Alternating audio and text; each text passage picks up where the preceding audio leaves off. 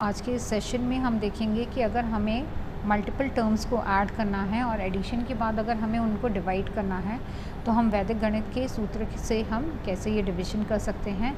Basically जो आज का जो इस वीडियो में हमने जो प्रॉब्लम लिया है उसमें जो हमारा डिविज़र है वो डिविज़र हमारा 3 डिजिट है, वो डिविज़र हमारा 3 डिजिट डिविज़र है और 3 डिजिट डिविज़र को हम ध्वजांक के 2 रूपों में सॉल्व कर सकते हैं। तो हम वो एक ही प्रॉब्लम लेंगे और एक ही प्रॉब्लम के 2 सॉल्यूशंस देखेंगे कि ध्वजांक के अगर हम नंबर ऑफ़ डिजिट्स को चेंज कर रहे हैं तो सिंगल प्रॉब्लम के मल्टीपल सॉल्यूशंस हम कैसे जनरेट कर सकते हैं। तो प्रॉब्लम सपोज हम लेते हैं 671 प्लस 846 प्लस 738 और इसको डिवाइड करना है 321 से, ठीक है। अब अगर हम डिविज़र देखें तो डिविज़र क्या है 321 है, तो डिविज़र हमारा 321 है, हमने लिखा 3 2 1। 21 हमारे ध्वजांक की वैल्यू हो जाएगी, ठीक है। वैल्यू है हमारा 6 7 1 8 4 6 7 3 8, ठीक है। ध्वजांक में कितने डिजिट हैं? 2 डिजिट हैं, 2 डिजिट हैं, तो ये हम नंबर को यहाँ से पार्टीशन करेंगे। अब हमने नंबर अलग कर दिया है, डिवीज़न का स्टार्ट करना शुरू कर देते हैं। डिवाइड करते समय हमें एक कन्वेंशन ध्यान रखना है, कोशेंट हमारा लेफ़्ट साइड, रिमाइंडर हमारा राइट साइड। पहले 6 डिवाइड अगर होगा तो 3 2 6, रिमाइंडर 0, 0 + 8 = 8, 3 2 6, रिमाइंडर 2, 7 + 2 = 9, 9 है तो 3 3 हम 9 करके हम रिमाइंडर 0 ले आ सकते हैं, बट 3 3 अगर हम 9 लेंगे तो ज़्यादा होगा। हम इसको मे बी हम जो है 3 लेट्स एक बार हम करके भी देख सकते हैं कि 3 3 अगर 9 होता है तो क्या होगा, तो रिमाइंडर हमारा नेक्स्ट स्टेप में 0 हो गया, ठीक है। क्वेश्चन क्या हो गया, 4 + 3 = 7, ठीक है, माइनस यहाँ ऊर्ध्व तिर्यक अब हमें यूज़ करना पड़ेगा क्योंकि हमारा तो जो डिविज़र है उसमें 321 हमने लिया है जिसमें ध्वज की वैल्यू क्या है 21 है, तो 0 7 हमारा हो जाएगा 14, तो 0 - 14 कितना हो जाएगा, -14 हो जाएगा।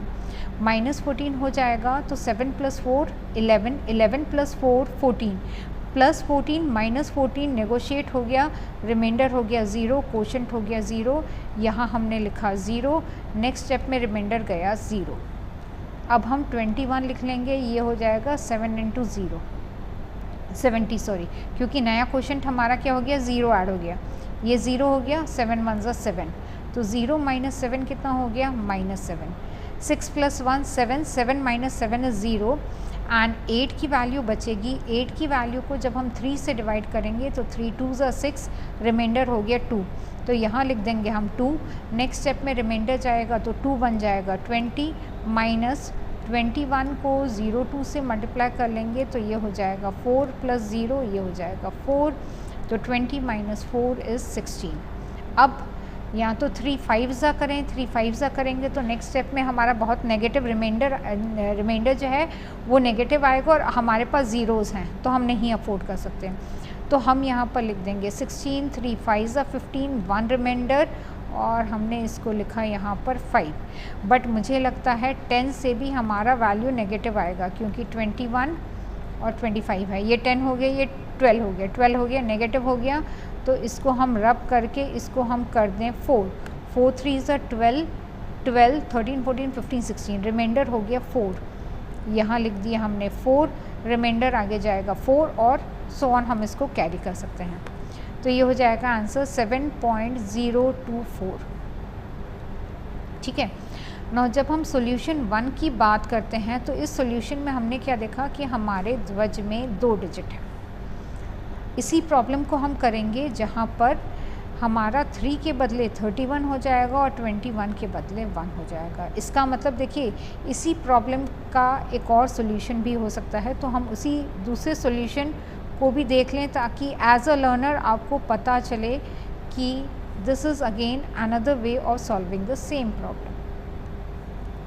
वैल्यूज़ हम नोट कर लेते हैं। पहला वैल्यू है 6 7 1 8 4 6 7 3 8। ध्वज में कितने डिजिट हैं? एक डिजिट हैं, एक डिजिट हैं। इसका मतलब इसका पार्टीशन हमें यहाँ से करना होगा, ठीक है। ये हमने कर दिया यहाँ पर।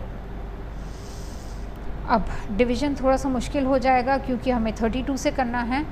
तो 6 + 8 इज़ 14, 14 + 7 इज़ 21, ठीक है। 21 है, 21 72 की टेबल में नहीं आता है। नेक्स्ट स्टेप में चला जाएगा रिमाइंडर। यहाँ 21 आया। मैं कलर चेंज कर दूँ ताकि थोड़ा सा हमें समझने में आसानी हो कि रिमाइंडर क्या है और वैल्यू क्या है। तो जो है हमारा लास्ट स्टेप से रिमाइंडर आ गया 21। इसको हमने लिखा यहाँ 21। नेक्स्ट स्टेप में जाते जाते रिमाइंडर हो गया 210।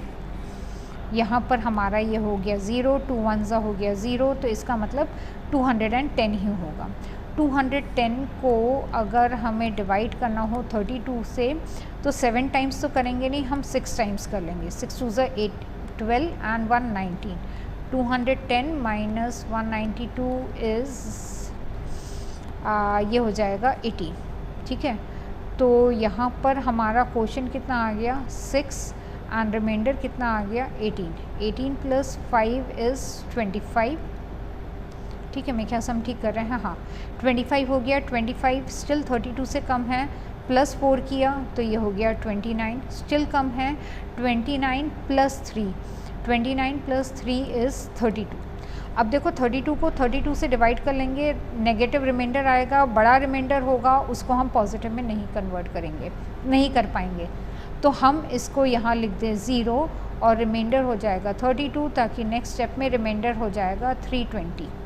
तो यहाँ लिख दिया 6, या मे बी हम एक बार 320 हो जा रहा है, बड़ा हो जा रहा है, तो हम यहाँ ट्राई कर सकते हैं शायद कुछ।